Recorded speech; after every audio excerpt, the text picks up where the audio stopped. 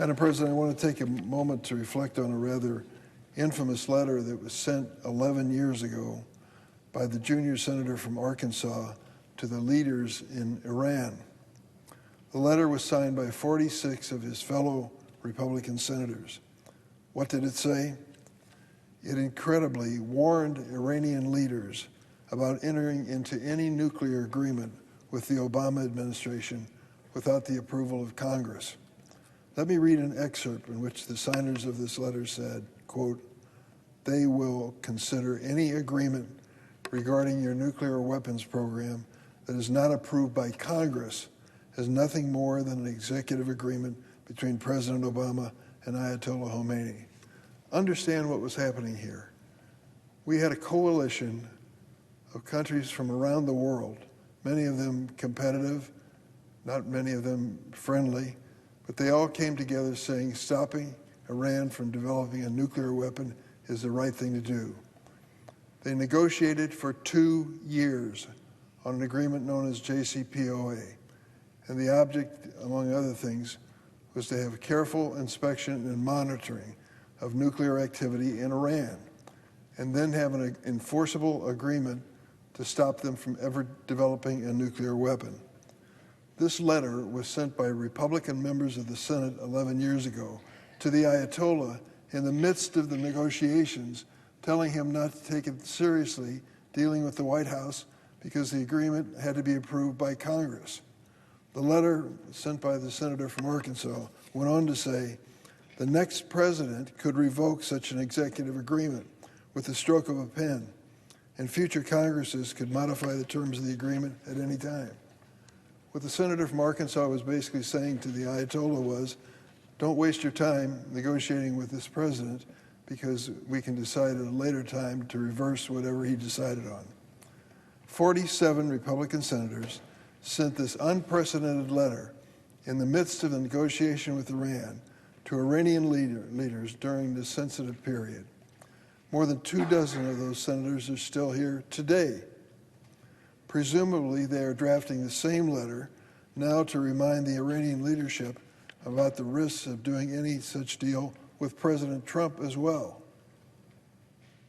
2 months after this letter was sent, Congress overwhelmingly passed the Nuclear Agreement Review Act with broad bipartisan support. I believe there was only one dissenting vote in the United States Senate. This law, which we passed 11 years ago, requires any nuclear agreement with Iran to be sent to Congress within 5 days for review and a potential privileged vote of approval or disapproval within 30 days. This law is very much applicable today. That is exactly what happened with the deal signed between Iran and the P5+1 nations during the Obama administration, known as JCPOA. I remember the debate in the Senate very clearly at the time. Republicans, opponents of the Obama deal in Congress, said it was weak, that it awarded Iran with sanctions relief, that it empowered the Revolutionary Guard, and it weakened American security. In reality, the JCPOA includes some of the most intrusive inspections ever agreed upon. I hosted the IAEA Director General a number of times after the agreement was implemented, and he said repeatedly, Iran was in compliance with the treaty, which meant he said that if he pointed to a door and said, I want to know what's behind that door, they opened it, period, end of quote. Ultimately, the JCPOA severely restricted Iran's enrichment capabilities at lower levels, notably extending any nuclear weapons breakout time. That is, until President Trump tore it up during his first term as president, leading to Iran's significant expansion of its uranium enrichment capabilities. Now, after 4 months of hostilities, after an invasion or attack, let's say, on Iran by the United States, without support of any allies beyond Israel, we've reached a point where we spent billions of dollars, 13 American service members have given their lives, and the global economy held hostage. What do we have to show for it? A negotiation. I hope it ends well. I hope it ends as well as JCPOA under President Obama. I hope that then the Congress, which was warned by Republican senators years ago to the Iranians, does its job in ratification if it is deserving of that. I'm also curious, though, what did we actually achieve at this point? Remember when he first started this war alongside Israel back in February?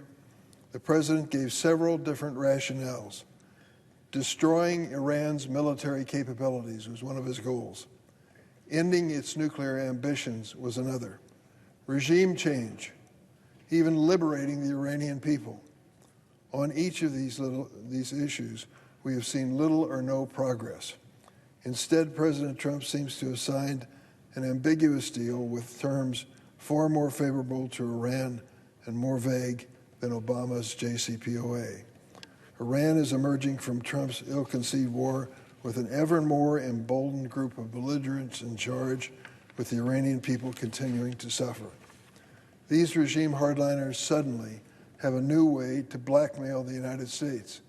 When we attacked Iran weeks ago, there was no question about access to the Straits of Hormuz. Now we know it is an issue that is going to be with us for a long, long time. How do we know it? Gasoline prices. American families know exactly what's happened in a short period of time after President Trump's attack on Iran.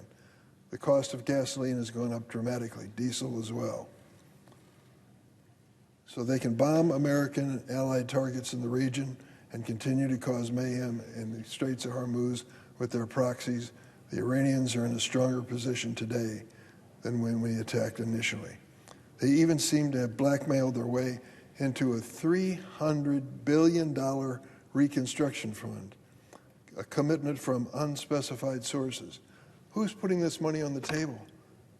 When the JCPOA under Obama was being negotiated, that was one of the points made over and over again. Don't give Iran back money that we have held up in American and foreign banks. They'll only use it for weapons and use it against us. We heard it over and over again. Obama was selling out. Now, when you look at this memorandum of understanding, and I read it, it says there's going to be some commitment of $300 billion for a reconstruction fund. Who's going to pay it? The memorandum of understanding is silent. So, Madam President, where are the howls of dismay and indignation from the senator from Arkansas and others?